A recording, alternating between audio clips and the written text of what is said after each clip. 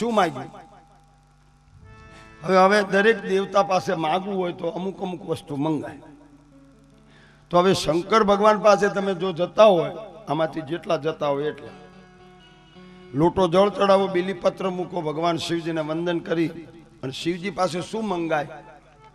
શિવજી શેનો દાતા છે? મોહનભાઈ શું જોઈએ છે તમારે? હવે મારા હામું જો, અહીંયા હામું ન જોઈશું.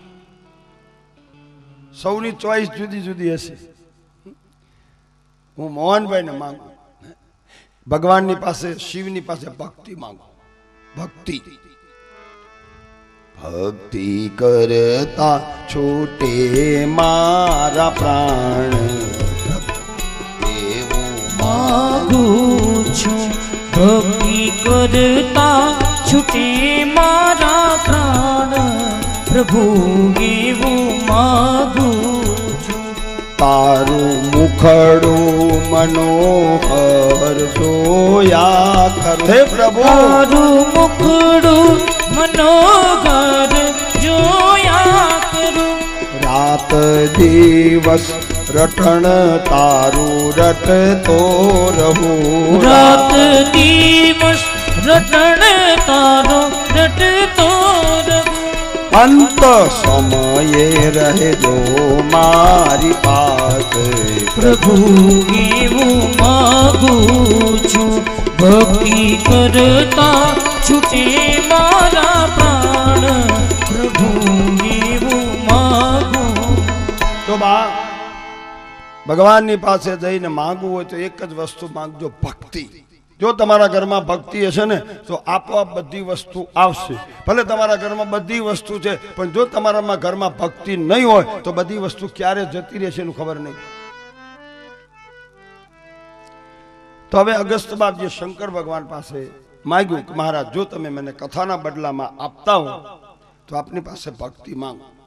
હવે અગસ્ત્ય બાપજીએ ભક્તિ માંગી એટલે શંકર ભગવાને પાત્ર જોઈને અપાય. પાત્ર જોયા વિના કોઈને વસ્તુ અપાય નહીં. તો ભગવાન શિવજીએ પાત્ર જોઈને અગસ્ત્ય ઋષિને આશ્રમ સંતને આશીર્વાદ આપ્યો, જાઓ તમને ભક્તિનું વરદાન. પૂછે ઋષિ હરિ ભગતિ સુહાઈ. શ્રી રામ જય રામ જય જય રામ. પૂછે ઋષિ હરિ ભગતિ સુહાઈ. શ્રી રામ જય રામ જય જય રામ. પાઈ શંભુ અધિકારી ભાઈ.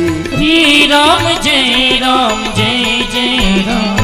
હવે શંકર ભગવાને પાત્ર જોઈને અગસ્ત્ય બાપજીને ભક્તિનું વરદાન આપ્યું. કંઈ પણ વસ્તુ આપવી હોય ને તો પાત્ર જોયા વિના અપાય નહીં. દાન આપવામાં મારી વ્યાસગાદી આપને બધાને ચેતવણી આપે છે કે તમે દાન આપો, ના નથી, પણ પાત્ર જોઈને દાન આપો કે તમારું આપેલું દાન સાચા રસ્તે વપરાતું હોય તો જ દાન આપો. તમારું આપેલું દાન ખોટા રસ્તે વપરાતું હોય તો દાન આપવાની મનાય. તમે 2 રૂપિયા મને દાનમાં આપો, દાખલા તરીકે ભાવ જાગે મેં મહારાજ છે ને કથા કરી દે, 2 રૂપિયા મને દાનમાં તમે આપ્યા, એ મેં 2 રૂપિયા દાન લીધું અને એ ખોટા રસ્તે વાપરું તો દોષ કોને લાગશે? કોને લાગે? દેવાવાળાને જો દોષ લાગતો હોય તો પછી લેવાવાળાનું શું થશે? એટલા માટે અમારી સૌરાષ્ટ્રમાં, આપણી સૌરાષ્ટ્રમાં ગંગા સતી સમરણ્યામાં બેઠી બેઠી ભજનમાં ગાયું છે, કુપાત્રની આગળ વસ્તુનો માંગીએ પાનબાઈ, સમજીને રહીએ કુપાત્રની આગળ વસ્તુ ન માગીએ પાનબાઈ, સમજીને રહીએ જોને ચૂપ. મનને આવીને ધનનો ડગલો કરે પાનબાઈ, ભલે ને રે હોય મોટો. કુપાત્રની આગળ વસ્તુ ન માગીએ પાનબાઈ, સમજીને રહીએ જોને ચૂપ. સમજીને રહીએ જોને ચૂપ. પાત્ર જોઈને દાન આપજો બાપ. નહીં તો ઘણી જગ્યાએ છેતરે બહુ જાય. કથામાં માણા બે ને એટલે એને દયા આવે. આમ તો દયા ન આવે. ઘરે છોકરું 2 રૂપિયાની ગુલ્ફી માગે ને, હે બેન, 2 રૂપિયાની ગુલ્ફી માગે ને તો બેનો ઢીબણીઓ વાળા છોકરા. ઢીબણીઓ જોયું છે ને? ચિયું ખોટનો છોકરો છે, 4 દિવસે 2 રૂપિયા, મમ્મી મમ્મી ગુલ્ફી કાઢ 2 રૂપિયા નથી લેવાની, શરદી થઈ જાય. અને અહીંયા તમે 5 ને 100 રૂપિયાનું દાન આપો તો તમે તમારામાં ભાવ હોય તો તમે આપી શકો ને. પણ જોવું તો પડે ને મારા બાપ. આંખી મીકીને દાન ન દેવાય. અમારે કથાઓ હોય ને પછી કથા પત્યા પછી બહાર માગવા વાળા બહુ બેઠા હોય. આપણે ત્યાં સારું છે ગામડું, રાજકોટ કથા હોય ને એ મંડપમાંથી બહાર નીકળો, લાઈન લાગ્યો, લૂલા લંગડા બેરા બોબડા આંધળા, દે દો અલ્લાહ કે નામ પર દે દો, બાબા અંધેકો દે દો બધા દે. અને કથામાંથી બહાર નીકળે ને માણસ દયા આવે જ તે. આ સ્મશાનીય વેરાગ છે. એટલે આમ બહાર નીકળ્યા ચાલતા ચાલતા ચાલતા, એમાં લૂલું લંગડું બેરું બોબડું આંધળું આટલા લાઈનમાં બેઠા હતા. હવે વધારે દયા કોના ઉપર આવે?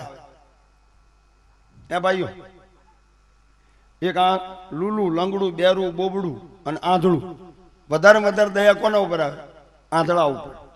એટલે આંધળાએ નાનો મંડપ બાંધેલો, બોર્ડ માર્યો, અંધેકો મદદ કરો, ચશ્મા પહેરેલા, ચાદર પાથરેલી, એમાં 5ની 10ની 20ની 50ની 100ની નોટો થોડીક મૂકી.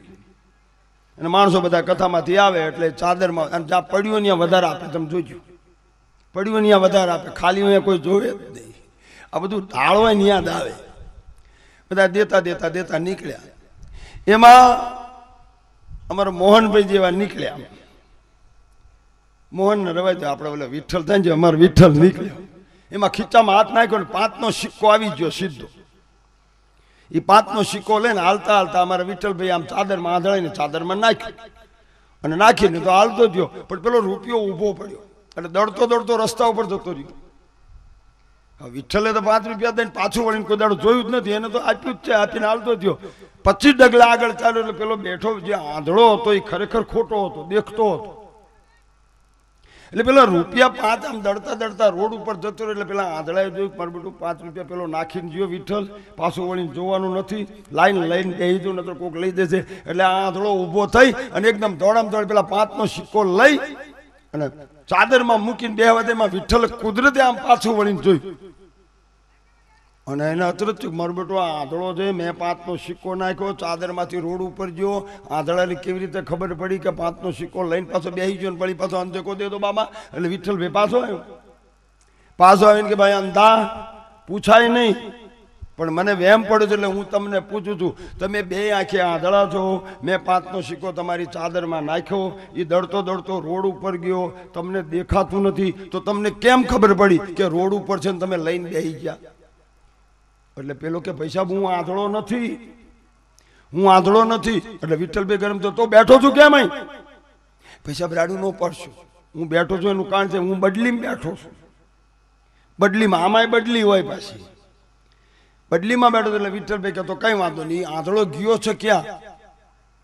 તો કે રાજકોટ પિક્ચર જોવા ગયો છે. આમાં આંધળું કોણ? હે? માટે ધ્યાન કરો બા. દાન એવી જગ્યાએ આપો કે તમારું આપેલું એક દાન અહીંયા વપરાય છે. તમારી નજરે જોઈજો ઈટ, તમે 4 આપો તો 4, અનાજ આપો તો અનાજ. જ્યાં સાતા રસ્તે વપરાય ત્યાં તમે ડબલ આપો બાપ. તુલસી પંસી પીને છે ઘટે ન સરિતા નીર, ધર્મ કિય ધન ના ઘટે, સહાય કરે રઘુવીર. તો ભક્તિનું વરદાન ભગવાન શિવજી આપ્યું. વ્યવહાર પતી ગયો તો શિવજી બેઠા છે, સત્સંગ કરે છે. 3-4 દિવસ થયા. પુરુષને કોઈ દાડો ઉતાવળ ન હોય. પતિ પત્ની 2 જણા જ્યાં હોય, ભૂપત અને જોશના, કથા પતી જાય ને તો પુરુષને ઘરની લાય ન હોય, ઉતાવળે દામ ન હોય. 4 દિવસ થયા ને ભવાની સતી હવે દાજે બળે કે અહીંની શું બેઠા છે. અને એક આમ કેવા જાય એમાં શિવજીએ પાછા વળીને જોયું અને શિવજીનો ચહેરો લાલ જોયો સતીનો. એટલે સામેથી શિવજીએ સતીને કીધું, દેવી ચાલો જશું કે આ. એટલે ભગવાન શિવજી ઉભા થયા, સંતની વિદાય માંગી. મુનિશન વિદા માંગી ત્રિપુરારી. શ્રી રામ જય રામ. મુનિશન વિદા માંગી ત્રિપુરારી.